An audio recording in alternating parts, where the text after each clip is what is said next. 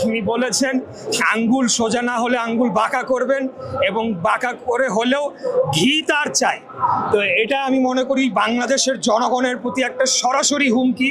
এবং আমি আপনাদের বলতে চাই, এই ৭১-এর পরাজিত শক্তি যারা যদিও আমাদের সাথে পাশাপাশি আন্দোলন করেছে, কিন্তু তারা বাংলাদেশের ভালো চায় না। এখন যারা নির্বাচনকে পেছাতে চায়, বানচাল করতে চায়, তারা ডেফিনেটলি বাংলাদেশের স্বাধীনতা সার্বভৌমত্বকে ক্ষুণ্ণ করতে চায়। তা আমরাও স্পষ্টভাবে বলে দিতে চাই যে আমরা ১৭ বছর আন্দোলন সংগ্রাম লড়াই করেছি, আরও ১৭ বছর আন্দোলন সংগ্রাম লড়াই করব। আমরা ক্ষমতার জন্য করি না, আমরা এই বাংলাদেশকে ভারত এবং অন্যান্য বহিঃশত্রুর আধিপত্য থেকে মুক্ত রাখার জন্য, বাংলাদেশের জনগণের ভোটের অধিকার প্রতিষ্ঠা করার জন্য, এবং সার্বিকভাবে দারিদ্র্য কমিয়ে মানুষের জীবনযাত্রার মান উন্নয়নে আমরা কাজ করে যাচ্ছি।